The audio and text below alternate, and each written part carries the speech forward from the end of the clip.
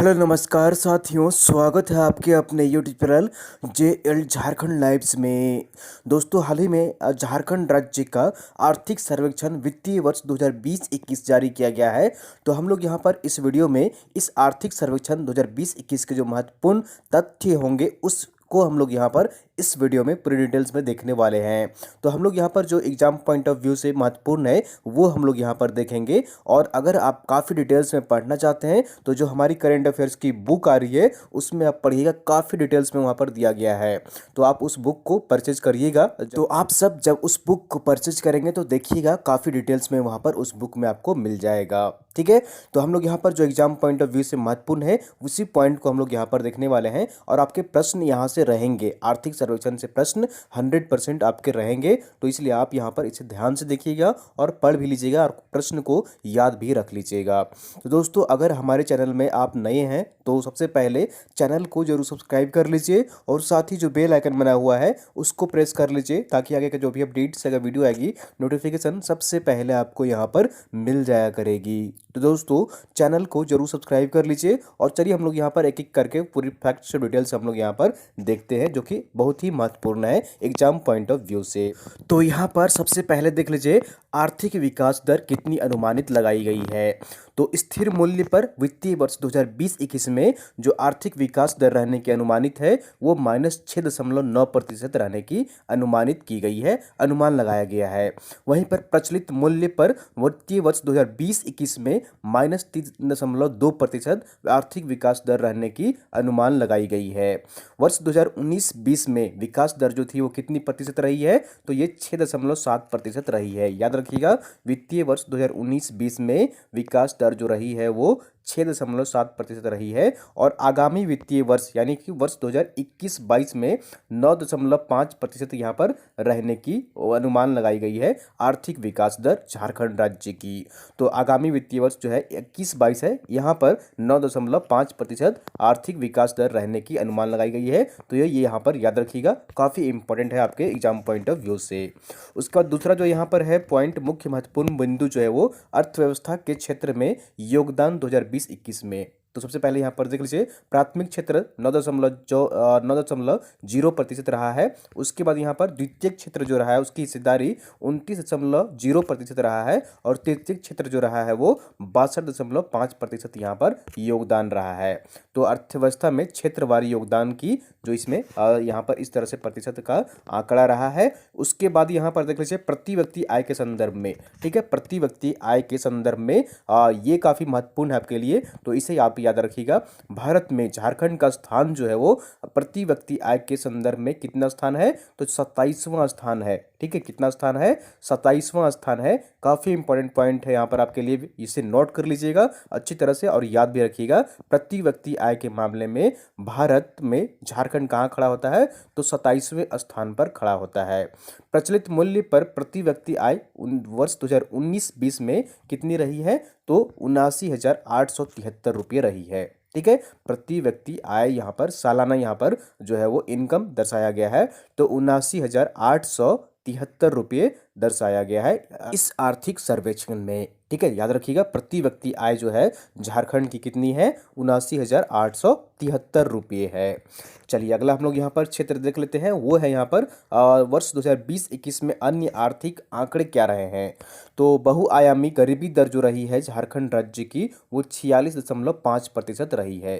ठीक है, गरीबी दर कितनी रही है वर्ष 2015-16 में, तो 46.5% रही है। महंगाई दर नवंबर 2020 में जो रही है वो 7.5% रही है। ठीक है, बेरोजगारी दर की बात करें, कोविड-19 में अधिकतम जो थी वो 59.2% हो गई थी। ठीक है, तो बेरोजगारी दर कोविड-19 के काल में अधिकतम कितनी चली गई थी, 59.2% यहाँ पर राज्य में बेरोजगारी दर चली गई थी। उसके बाद यहाँ पर देख लीजिए, राजकोषीय नीति के अंतर्गत यहाँ पर राजकोषीय घाटा वित्तीय वर्ष 21-22 में अनुमानित जो है वो देख लीजिए 10,210.87 करोड़ रुपए का राजकोषीय घाटा वित्तीय वर्ष 2021-22 में अनुमानित लगाया गया है। ठीक है। तो राजकोषीय घाटा जीडीपी का प्रतिशत कितना है अनुमानित, तो ये 2.83% है। कितना है, 2.83% है, जो कि राजकोषीय घाटा वित्तीय वर्ष 2021-22 के लिए अनुमानित है। उसके बाद यहाँ पर भारत के सकल घरेलू उत्पाद में झारखंड का योगदान कितना है, 1.6% है। जीएसडीपी में भारत के सकल घरेलू उत्पाद में झारखंड का योगदान कितना है, 1.6% है। तो इन सभी तथ्यों को याद रखिएगा। और चलिए हम लोग यहाँ पर एक एक करके थोड़ी बहुत हम लोग यहाँ पर डिटेल्स में देख लेते हैं कि किस क्षेत्र में क्या यहाँ पर प्रभाव पड़ा है और क्या अच्छा यहाँ पर आंकड़े निकलकर सामने आए हैं। तो कोविड-19 की वजह से राज्य की अर्थव्यवस्था पर बुरा असर पड़ा है। राज्य का सकल घरेलू उत्पाद जीएसडीपी प्रभावित हुआ है। वित्तीय वर्ष 2020-21 के दौरान राज्य की जीएसटी में स्थिर मूल्य पर 6.9% और प्रचलित मूल्य पर 3.2% तक की गिरावट का अनुमान है। हालांकि अगले वित्तीय वर्ष 2021-22 में राज्य की वास्तविक जीएसडीपी में 9.5% की वृद्धि का अनुमान लगाया गया है, जैसा कि हमने अभी थोड़ी देर पहले आपको यहाँ पर बताए हैं। उसके बाद यहाँ पर देख लीजिए, राज्य में गरीबी की चर्चा करते हुए कहा गया है कि यूनाइटेड नेशंस डेवलपमेंट प्रोग्राम द्वारा गरीबी के सिलसिले में जारी आंकड़ों के अनुसार वर्ष 2005-6 से लेकर वर्ष 2015-16 में 72 लाख लोग गरीबी रेखा से बाहर आ गए हैं। तो इस वित्तीय वर्ष में 2005-2006 से लेकर 2015-16 के बीच में कुल जो यहाँ पर 72 लाख लोग गरीबी रेखा से बाहर आए हैं। और इस अवधि में बहुआयामी गरीबों का प्रतिशत 74.7% से घटकर कितना हो गया है, तो राज्य में गरीबी रेखा के नीचे निवास करने वाले 46.5% अभी वर्तमान में है। ठीक है, तो घटकर यहाँ पर 74.7% से घटकर 46.5% हो गया है राज्य में गरीबी। ठीक है, चलिए अगला यहाँ पर पॉइंट, मुख्य बिंदु यहाँ पर देख लेते हैं। उसके बाद है यहाँ पर जो है यहाँ पर बेरोजगारी को लेकर, तो centre for monitoring Indian economy report के अनुसार वित्तीय वर्ष 2017-18 में राज्य में बेरोजगारी दर 8.1% थी। ठीक है, कितनी थी, वर्ष 2017-18 में 8.1% थी। वर्ष 2018-19 में यह गिरकर 5.5% पर आ गई, जबकि जनवरी 2020 में राज्य की बेरोजगारी दर जो थी वो 10.6% थी। लेकिन कोविड-19 के दौरान राज्य में बेरोजगारी दर कितनी हो गई, 59.2% तक पहुंच गई थी, जो अब धीरे धीरे कम हो रही है। ठीक है, तो यहाँ पर कोरोना काल के समय में वे जो यहाँ पर बेरोजगारी दर थी राज्य में वो 59.2% रही थी। तो ये संबंधित यहाँ पर है, बेरोजगारी को लेकर यहाँ पर आंकड़ा आर्थिक सर्वेक्षण में प्रस्तुत किया गया है। उसके बाद है यहाँ पर राज्य की वित्तीय स्थिति खराब हुई है। चालू वित्तीय वर्ष के अंत में राज्य पर कर्ज का बोझ, ठीक है, लोन का यहाँ पर चर्चा किया गया है कि कर्ज जो है वो कितना राज्य सरकार पर बढ़ जाएगा और प्रति व्यक्ति जो यहाँ पर कर्ज होगा वो कितना होगा, वो यहाँ पर देख लीजिए। तो राज्य की वित्तीय स्थिति खराब हुई है। चालू वित्तीय वर्ष के अंत में राज्य पर कर्ज का बोझ बढ़कर 1 लाख करोड़ से अधिक हो जाएगा। ठीक है, तो इस जो वित्तीय वर्ष समाप्त होगा 2021-22 समाप्त होगा तो 1 लाख से ऊपर का राज्य सरकार के ऊपर बोझ हो जाएगा। ठीक है, 1 लाख करोड़ का बोझ हो जाएगा। राज्य का हर व्यक्ति वित्तीय वर्ष के अंत तक 26,000 से अधिक का कर्जदार होगा। तो जो भी इस यहाँ पर झारखंड राज्य के निवासी हैं, प्रत्येक व्यक्ति पर 26,000 रुपये का कर्ज होगा इस वित्तीय वर्ष के अंत तक। वित्तीय वर्ष 2019-20 में कर्ज का बोझ बढ़कर 94,406.59 करोड़ रुपये हो गया है। 2019-20 में ही ये राशि जो यहाँ पर कर्ज जो है झारखंड राज्य सरकार के ऊपर वो 94,406.59 करोड़ रुपए का कर्ज अभी वर्तमान में है। चालू वित्तीय वर्ष में राज्य सरकार की कर्ज लेने की सीमा जो है वो 11,505.23 करोड़ रुपए तय की गई है। ठीक है, इस वित्तीय वर्ष में राज्य सरकार कितना लोन ले सकती है, 11,505.23 करोड़ रुपए राशि का लोन ले सकती है। सरकार द्वारा जरूरी खर्चों को पूरा करने के लिए इस सीमा तक कर्ज लेने की स्थिति में चालू वित्तीय वर्ष के अंत तक यानी 31 मार्च 2021 को राज्य पर कर्ज का बोझ बढ़कर 1,03,649.61 करोड़ रुपये हो जाएगा। ठीक है, तो 1 लाख यहाँ पर अब जो है वो कर्ज जो है वो झारखंड सरकार के ऊपर पार कर जाएगा, क्रॉस कर जाएगा। उसके बाद यहाँ पर देख लीजिए प्रति व्यक्ति आय के मामले में, तो प्रति व्यक्ति के आय के मामले में झारखंड 27वें नंबर पर है। वर्तमान में जो आर्थिक सर्वेक्षण जारी किया गया है वो उसके अकॉर्डिंग 27वें नंबर पर है प्रति व्यक्ति आय के मामले में झारखंड राज्य। सिर्फ 5 राज्य ही ऐसे हैं जो प्रति व्यक्ति आय झारखंड से कम है, और प्रति व्यक्ति आय के मामले में झारखंड 2011-12 के मुकाबले में पिछड़ गया है। वर्ष 2011-12 में झारखंड की प्रति व्यक्ति आय जो थी वो देश भर में 24वां स्थान था, अभी वर्तमान में 27वां स्थान हो गया है। तो अभी नीचे थोड़ा 2-3 पायदान नीचे खिसक गया है झारखंड राज्य प्रति व्यक्ति आय के मामले में अब 2011-12 के मुकाबले में। ठीक है, वर्ष 2011-12 के मुकाबले में अभी यहाँ पर 27वें नंबर पर है। ठीक है, उसके बाद यहाँ पर देख लीजिए वर्ष 2018-19 में 26वें स्थान पर पहुँच गया था। ठीक है, यहाँ पर वर्ष 2018-19 में 26वें स्थान पर था, और यहाँ पर 2019 में प्रचलित मूल्य पर राज्य में प्रति व्यक्ति आय जो है वर्तमान में, ठीक है, 2019 में कितना रहा है, 79,873 रुपये रहा है। ठीक है, कितना है अभी जो है यहाँ पर 19,873 रुपये रहा है। और वर्ष 2014-15 में 2018-19 तक प्रति व्यक्ति आय में जो वृद्धि हुई है वो कितनी हुई है, 5.7% हुई है। तो वर्ष 2014-15 से लेकर 2018-19 के बीच में कितनी प्रतिशत की वृद्धि दर्ज की गई है, 5.7% की प्रति व्यक्ति आय की जो वृद्धि हुई है वो 5.7% हुई है। ये सारे फैक्ट्स यहाँ पर याद रखिएगा। अगला जो है यहाँ पर वो देख लीजिए वर्ष 2019-20 के दौरान आर्थिक विकास में क्षेत्र के योगदान इस प्रकार रहा है।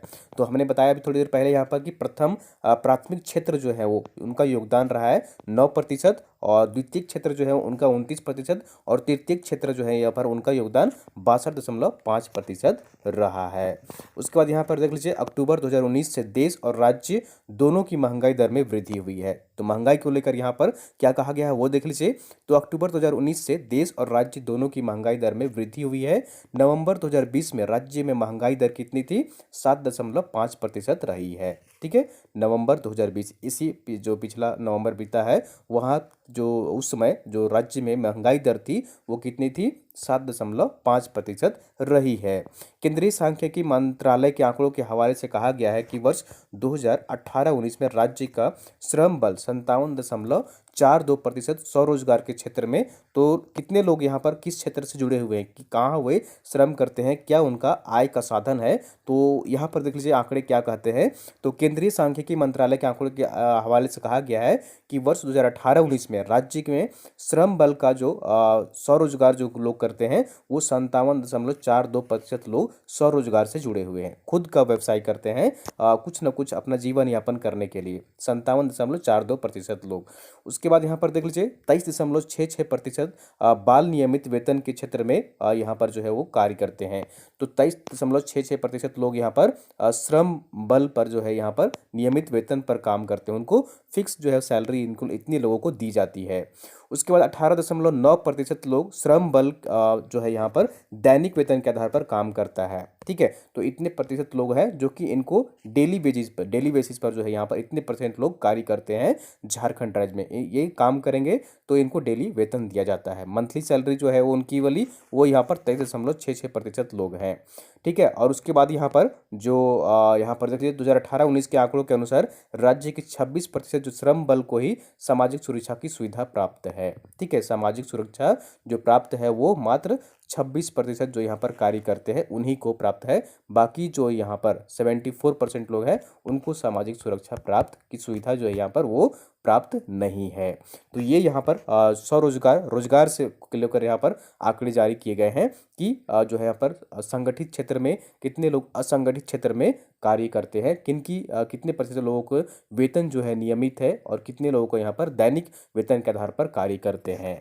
तो ये दोस्तों यहाँ पर कुछ आर्थिक सर्वेक्षण जो जारी किए गए हैं झारखंड सरकार का जो जारी किया गया है आर्थिक सर्वेक्षण, उसमें कुछ महत्वपूर्ण तथ्य यहाँ पर निकल कर आ रहे हैं। तो एग्जाम पॉइंट ऑफ व्यू से आप काफ़ी 2-4-5 पॉइंट यहाँ पर आप नोट कर सकते हैं जो आपके लिए काफ़ी महत्वपूर्ण है। तो इसे याद रखिएगा और इसे कोशिश करिएगा कि आप इसे एक दो बार देख ले, पढ़ ले, नोट कर ले कहीं और उसे याद रखें।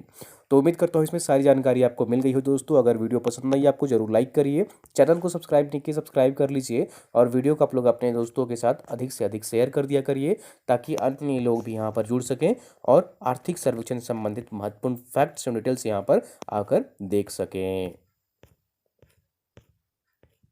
अब झारखंड के सभी जिलों एवं शहरों में